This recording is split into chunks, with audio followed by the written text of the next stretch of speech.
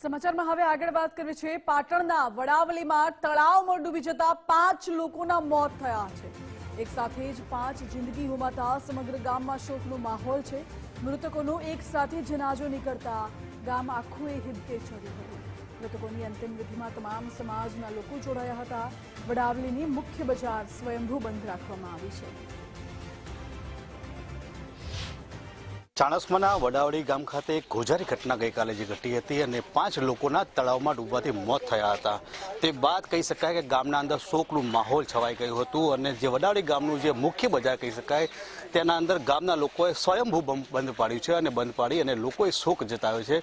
કહી શકાય કે એક જ પરિવારના 3 લોકો છે તે લોકોના મોત નીકળ્યા છે। માતા પુત્ર અને પુત્રી સહિતના જે 2 બાળકો છે તે સહિત 5 લોકો તળાવમાં ડૂબવાથી મોત થયા હતા અને આ ગોઝારી ઘટનાને લીધે આખા ગામના અંદર અરેરાટી પીવા પામી હતી।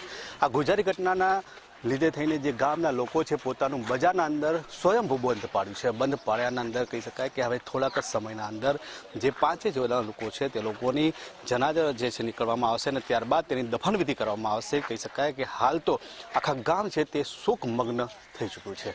અખ્તર મંસૂરી, ગુજરાત ફર્સ્ટ, પાટણ।